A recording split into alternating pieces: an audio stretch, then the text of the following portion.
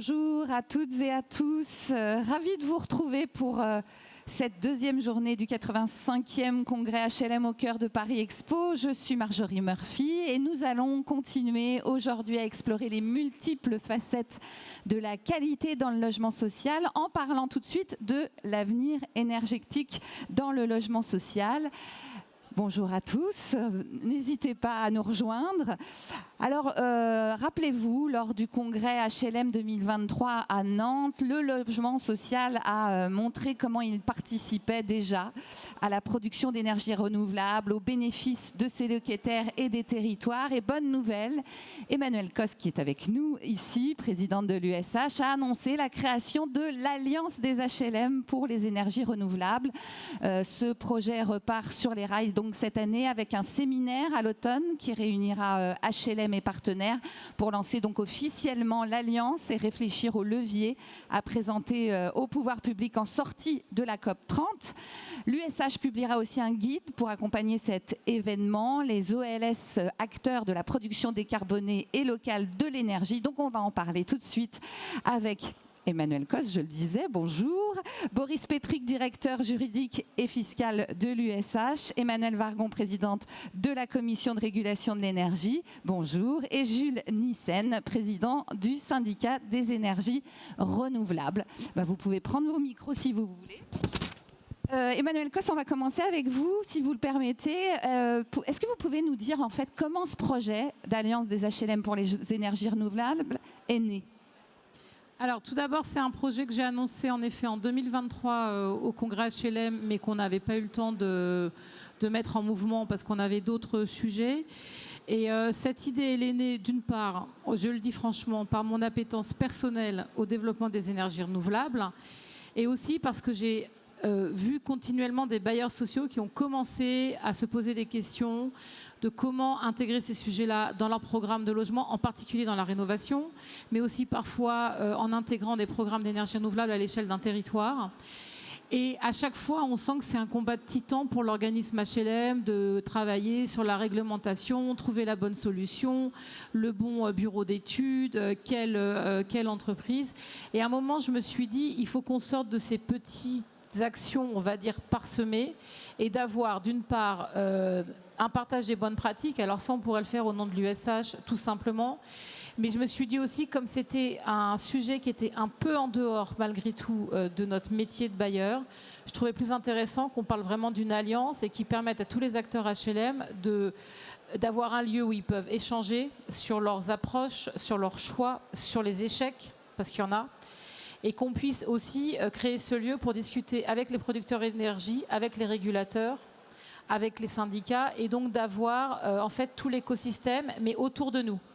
Parce qu'en fait, aujourd'hui, le parc HLM, il est la cible de démarchage, de propositions, mais on n'est pas des sachants, nous, sur la question de l'énergie. On le distribue auprès de nos locataires, on l'achète, mais notre savoir est quand même assez limité.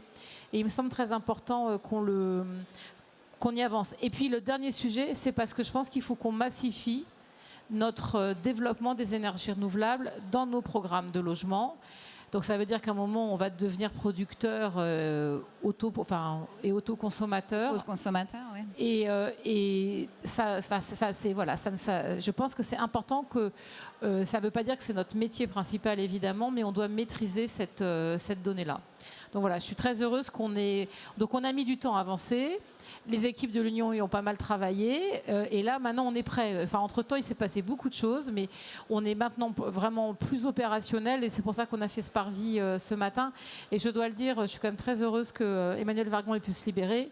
Déjà parce qu'elle occupe un poste à la Commission de régulation de l'énergie qui est pour nous essentiel, qu'elle a été à notre écoute énormément, notamment après la crise en Ukraine où on a eu d'énormes sujets du coût de l'énergie. Et aussi parce qu'elle a été ministre du Logement. Beaucoup d'entre vous l'ont vu au congrès HLM entre 2020 et 2022. Et on est très heureux de l'avoir à nos côtés. Justement, on va aller dans le détail. Madame la ministre, vous aviez témoigné dans le rapport au congrès HLM 2023, justement, et vous y aviez notamment souligné que les territoires devenaient de plus en plus des clés de voûte de la transition énergétique. Alors, comment vous accueillez cette initiative de cette alliance ? Merci beaucoup. Moi aussi, je suis très heureuse d'être ici parce qu'on est vraiment à la frontière de deux engagements. Un engagement pour le logement que j'ai eu l'honneur de porter quand j'étais ministre, et on a beaucoup et bien travaillé ensemble avec le monde du logement social, et un engagement pour l'énergie, la décarbonation et les énergies renouvelables. Et donc j'avais vraiment trouvé très intéressant l'initiative d'Emacos en 2023, et je suis vraiment très heureuse qu'on soit maintenant au stade de la concrétisation. Parce qu'effectivement, la transition énergétique, elle ne se fait pas en l'air, elle se fait ancrée dans les territoires. D'ailleurs, on a lancé à la Commission de régulation de l'énergie un groupe prospectif sur transition et territoire qui va rendre un rapport là d'ici quelques mois, justement pour regarder quelles sont les conditions de succès. Et la pacification, elle se fait d'ailleurs dans les territoires en réalité, parce que là, finalement, les enjeux sont assez convergents. Puis il y a un deuxième point que je trouve hyper intéressant dans cette initiative, c'est qu'on a quand même pour l'instant encore deux mondes un peu différents, le monde de la rénovation énergétique ou le monde de la rénovation en général. Vous savez, j'ai beaucoup porté la rénovation quand j'étais ministre, à la fois chez les particuliers et dans le parc HLM. Et puis le monde de la transition énergétique, l'autoconsommation, la pose de panneaux solaires, la capacité à devenir un acteur cette transition énergétique. C'est en fait deux guichets un peu différents, deux types d'organismes un peu différents, deux types d'acteurs un peu différents. Et donc le fait que le monde HLM se mette à la réconciliation des deux et travaille la vision globale unifiée, ça sera extrêmement utile pour les locataires qui vont pouvoir bénéficier d'une énergie décarbonée et autoproduite, mais aussi plus généralement pour tout l'écosystème, parce que ça va permettre à cet écosystème, à ces deux écosystèmes, de travailler plus ensemble. Et je pense qu'on aura beaucoup de bénéfices pour tous les acteurs privés également. Donc, en ce sens, je pense que cette initiative, elle est extrêmement structurante. Donc, bravo. Je parlais du rapport qui avait été fait en 2023. Le voilà, vous le retrouverez au centre de ressources de l'USH au Congrès. Emmanuel Cos, quelles seraient du coup les finalités de cette alliance ?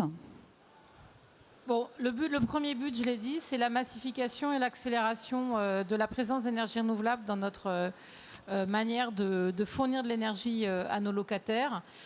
C'est quand même des très gros marchés. Il y a aussi évidemment derrière quand même l'ambition de décarboner l'énergie. Je lis pas tout, mais en tout cas, c'est évidemment celle-là. Et donc ça veut dire quand même lever un certain nombre de freins, des freins notamment juridiques et fiscaux qui sont encore réels. Et aussi, il me semble, c'est que de fait, si on arrive à massifier, qu'on est donc plus présent dans la réflexion, et dans la production d'énergie renouvelable, c'est aussi qu'on soit plus autour, en lien avec l'ensemble des représentants des énergies renouvelables. Aussi que la Direction générale de l'énergie, la DGEC, qui est l'administration centrale sur le sujet, nous écoute beaucoup plus qu'elle n'a l'habitude de le faire ces dernières années, parce qu'elle a beaucoup de mal à entendre ce que nous représentons Parc Social, alors que quand même, on chauffe 18% des résidences principales, c'est beaucoup de logements collectifs, donc c'est un énorme sujet. Et donc, en fait, on veut participer à tout le débat lié à l'intensification de la production d'énergie renouvelable. Il y a aussi un but derrière, vous l'aurez bien compris, c'est que si on maîtrise un peu mieux ce type d'énergie, et donc derrière quand même les coûts, même si je ne rentre pas dans le détail, c'est aussi derrière protéger nos locataires d'à-coups vraiment de monter en fait de la charge de l'énergie, puisque nous, en tant que bailleurs, on achète de l'énergie, on la redistribue aux locataires à l'euro près. Donc on ne fait aucune marge ou quoi que ce soit, contrairement à ce que pensent parfois les locataires. Mais donc on l'achète au prix du marché et parfois c'est extrêmement difficile. Et donc avoir une énergie qui est décarbonée, avoir un peu dans le mix énergétique des énergies renouvelables que l'on produit, et donc aussi peut-être nous protéger un peu de ces fluctuations de coûts à terme, c'est quand même protéger nos locataires. Et puis je le redis, pour nous c'est aussi s'ancrer dans les territoires. On a aujourd'hui des territoires qui nous disent on veut développer les énergies renouvelables à l'échelle d'une agglomération ou tout ça.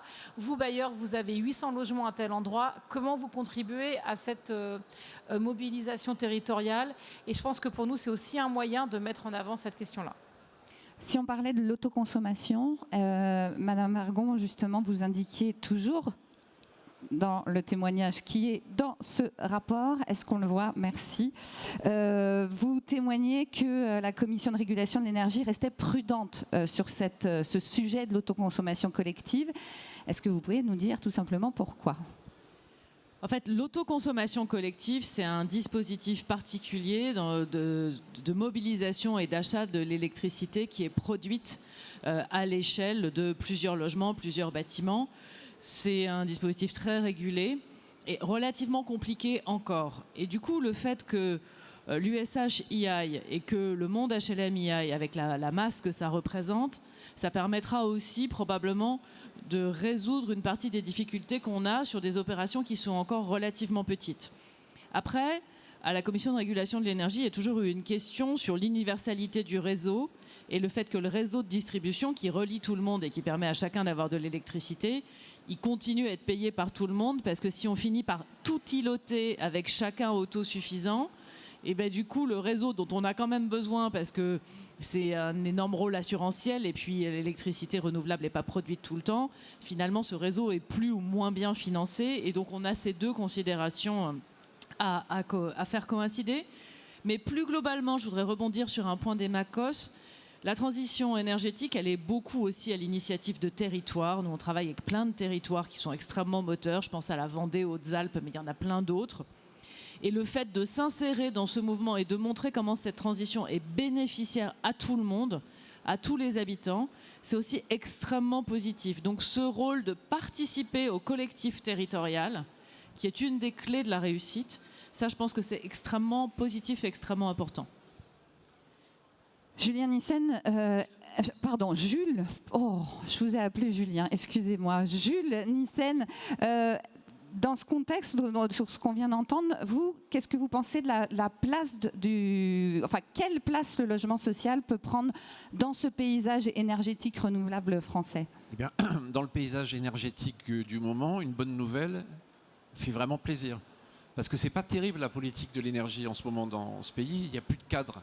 Il n'y a plus de cadre politique. On ne sait pas trop où on avance. Heureusement, il y a aussi des acteurs sur le terrain qui ont envie d'avancer. Le vrai sujet, c'est celui de la décarbonation. Le logement, c'est un des secteurs où se joue cet enjeu. Et je pense qu'on a une majorité de gens dans notre pays qui ne suivent pas du tout les délires de Donald Trump et qui considèrent le changement climatique comme un problème et qui mesurent aussi que derrière ce discours climato-sceptique, il y a la volonté d'enfermer l'Europe dans une dépendance à la production fossile des États-Unis. C'est ça qu'il faut avoir en tête. Alors quand on raconte tout ça dans une tribune, on est très très loin des gens et c'est compliqué à expliquer. Ce qui fait que les énergies renouvelables se retrouvent au milieu d'une crise politique qui est complètement décalée par rapport aux enjeux. Donc on a besoin d'avoir des exemples et des acteurs qui s'engagent au quotidien. Donc ça fait longtemps que les élus locaux poussent des initiatives et avancent, et à la limite même sans PPE ils arrivent malgré tout à le faire. Et le fait que non seulement les organismes HLM mais l'institution qui les représente s'engage aussi visiblement dans cette initiative qui est une forme de mutualisme en fait, puisqu'il s'agit de s'apporter des services réciproques, c'est vraiment une excellente chose, à la fois parce que ça facilitera l'acceptabilité, ça permet de mesurer les services qu'apportent les énergies renouvelables aux habitants en termes de factures, mais aussi en termes de stabilité des prix. Et puis parce que ça crée des sujets plus collectifs et ça fait aussi prendre conscience que l'énergie, elle ne tombe pas du ciel, il faut la produire quelque part, que c'est quelque chose de sérieux et qu'il faut arriver à économiser. Après, il y a eu beaucoup de discussions autour de la question de l'électricité. Ça n'a pas été dit comme ça, mais c'était sous-jacent. Je voulais dire qu'il n'y a pas que l'électricité pour les questions d'énergie renouvelable. Il y a aussi des solutions avec le bois énergie, il y a des solutions avec les géothermies, et que la variété des dispositifs de logements sociaux, qu'il s'agisse des grands ensembles ou d'éléments plus diffus à l'échelle d'une intercommunalité, d'une commune, d'un territoire, ça permet d'expérimenter, de mettre en œuvre toutes les solutions.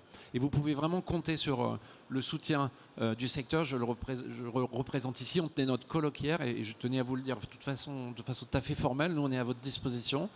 On a des sachants et on n'est pas là pour faire du démarchage, mais pour essayer de construire quelque chose d'intelligent ensemble. Sur le sujet de l'autoconsommation collective, vous aviez quelque chose à rajouter ? Oui, parce que d'abord, je voudrais aller dans le sens de ce qu'a dit Emmanuel Vargon sur la complexité qui reste encore attachée à ces dispositifs. Je suis tout à fait d'accord sur le fait que l'idée, c'est pas de transformer l'autoconsommation en quelque chose qui est collectivement égoïste, parce que sinon, ça va devenir un problème. Mais c'est pas de là que vient la complexité. C'est que on doit quand même trouver une manière plus simple de garantir l'universalité du réseau. Là, on parle d'électricité uniquement. Tout en simplifiant les démarches, parce que c'est quand même quelque chose qui répond pour la partie électrique à beaucoup de problématiques, la capacité à mutualiser les consommations. Mais Les boucles de consommation locale d'énergie, ça existe aussi pour le gaz renouvelable, ça peut exister pour la géothermie, les réseaux de chaleur. Et j'en profiterai pour dire, puisqu'on est en période budgétaire, qu'il y a des choses extrêmement utiles pour la décarbonation du bâtiment. Je pense à MaPrimeRénov', dont la maman est ici présente, si je peux me permettre, et qui a bien souffert, enfin son enfant en tout cas, peut-être la maman aussi d'ailleurs, du traitement qui a été réservé à ce dispositif et du manque de visibilité qui est attaché. Et puis aussi au fonds chaleur qui peut concerner également les logements sociaux, puisque c'est une façon d'assurer les solutions de chauffage dans les bâtiments collectifs. Merci Jules Nissen. Boris Petrik, face à ce paysage donc réglementaire assez mouvant, quelles sont les réponses apportées par l'Union sociale pour l'habitat ? Alors effectivement, on est sur un paysage, vous l'avez bien dit, hein, assez émouvant. C'est une réglementation qui s'est construite en plusieurs étapes. Donc, on a démarré en 2010, donc voilà, on est en 2025. Vous avez effectivement évoqué un certain nombre de difficultés autoconsommation collective. Donc peut-être juste rappeler que l'Union, notre postulat de départ était de considérer que cette activité accessoire va permettre d'atteindre deux objectifs. Le premier, c'est contribuer à la décarbonation du parc, donc, comme l'a dit Emmanuel. Et le deuxième, c'est une maîtrise des charges de bailleurs, propriétaires, donc les charges de gestion, mais aussi charges de nos locataires dans le cadre justement donc, de ce dispositif d'autoconsommation collective. Donc c'est avec ces deux idées en tête qu'on a lancé un certain nombre d'études, notamment l'étude numéro 155 qui vient de sortir. 157, excusez-moi, qui vient de sortir. Donc sur la valorisation des énergies renouvelables produites par les organismes HLM. On aborde tous les aspects juridiques de cette activité, mais aussi des perspectives de développement et d'évolution de cette activité. Donc, ce que je peux vous dire aussi, c'est qu'on a lancé en complément donc une étude 122, mais qui précédait notre étude juridique, qui était plutôt une étude technique donc sur l'autoconsommation collective. Et puis, on a une étude qui est en cours de préparation, complémentaire au cahier numéro 157, qui va aborder, je dirais, un certain nombre de sujets très opérationnels et va faciliter la mise en œuvre opérationnelle des dispositifs existants. Et puis pour finir, le rôle de l'Union au sein de cette alliance va être très, très important. Donc on sera très actif et très présent, à commencer par cette journée donc, du 4 décembre. Vous donnez la clé. Madame la Présidente, allez nous annoncer la date. Mais je vous laisse la... Tant pis, ça y est, le teaser est fait. Voilà.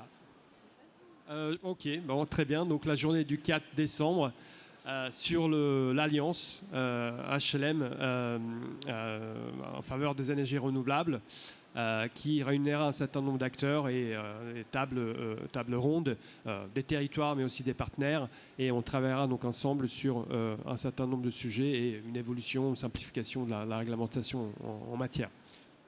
Bon, bah, ça y est, la date est lancée. Mais expliquez-nous quand même un peu l'annonce que vous allez faire, quand, donc on le sait, mais et à quel endroit, etc.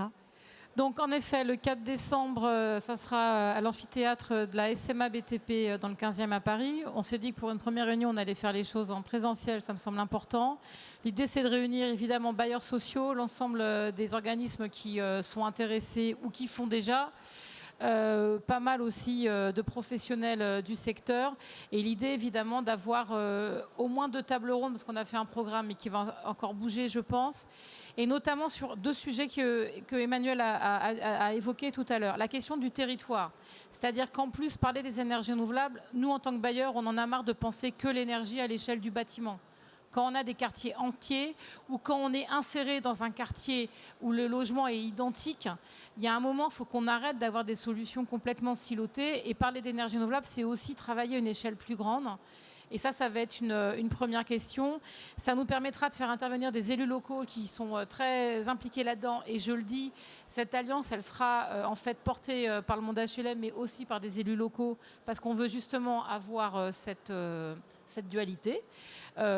Notamment pour peser dans le débat politique à venir, et pour notamment le débat de la présidentielle, où je pense qu'il faudra qu'on puisse apporter des solutions, enfin un discours très concret sur l'intérêt des énergies renouvelables.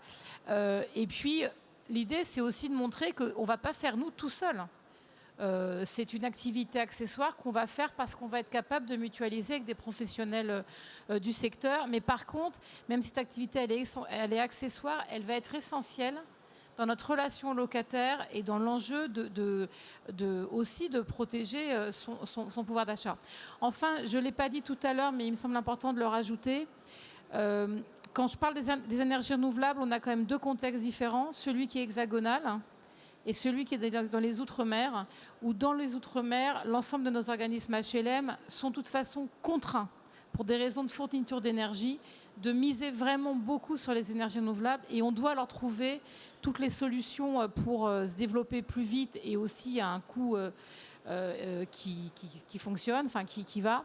C'est d'ailleurs le même sujet pour la Corse, parce que le fait d'être une île pose beaucoup de questions sur la fourniture d'énergie. Je le dis parce que nous, là, en tant que bailleurs, on voit bien qu'il y a des territoires sur lesquels il faut qu'on aille beaucoup plus vite. Et d'ailleurs, les organismes HLM ultramarins, ça fait longtemps qu'ils ont développé l'usage des énergies renouvelables dans l'ensemble de leurs programmes. Il y avait quelques exemples dans le guide Repère 122, parce que je le connais bien, ce guide. Et c'est très important aussi de le dire, parce que notre idée, c'est en fait de tirer tout le monde en prenant les bonnes initiatives. Donc, rendez-vous le 4 décembre. Monsieur Nyssen, vous vouliez ajouter quelque chose, dites-moi. Je ne voulais pas clôturer à la place de la présidente, mais je voulais dire que cette excellente initiative montre à quel point la transition énergétique, c'est une opportunité. À quel point ça amène une réponse, notamment à des questions extrêmement sensibles, comme celle de la précarité énergétique. Alors, plutôt que de raconter n'importe quoi, et merci à Emmanuel Vargon d'avoir contribué à rétablir la réalité des faits avec un excellent question-réponse. Donc, au lieu de raconter n'importe quoi sur le doublement des factures d'électricité, là, on aura des exemples extrêmement concrets où les gens constateront par eux-mêmes que la transition énergétique, c'est aussi une façon de lutter contre la fracture énergétique, et c'est la meilleure manière qu'on peut avoir d'essayer d'avancer. Madame Vargon, un dernier mot peut-être aussi ? Oui, vraiment pour saluer l'initiative, la journée du 4 décembre, et on sera à disposition, bien sûr, si vous avez besoin d'une expertise de notre côté, et on a l'habitude de travailler ensemble. Oui, je pense que c'est la décarbonation du bâtiment et donc du chauffage, avec toutes les options possibles. Toute la palette qui va du chauffage électrique aux pompes à chaleur hybrides, à l'utilisation du biogaz, à la géothermie, au bois énergie, enfin voilà, une palette. Et au réseau de chaleur, c'est l'un des principaux enjeux. Et dans une vision dans laquelle on va sortir progressivement du gaz fossile qu'on importe de toute façon et donc qui est soumis à des variations de prix très élevées, cette palette de solutions, plutôt à l'échelle d'un quartier, et cohérent avec une vision municipale ou d'agglo, c'est extrêmement important. Je pense que c'est une manière d'assurer des factures stables, d'assurer la décarbonation et d'assurer aussi un confort, puisque c'est en général au moment d'opérations de rénovation et ça va avec un confort supplémentaire. Donc c'est effectivement sortir par le haut de ces enjeux et montrer que ces enjeux sont, comme le disait Jules Nyssen, une opportunité. Merci beaucoup. Marjorie, je voulais juste préciser qu'ici, il y a pas mal de services de l'Union qui travaillent sur l'Alliance. Ils sont là, j'en vois quelques-uns. Ils sont tous disponibles au forum pour répondre à vos questions. Vous êtes contents que je vous les envoie, hein.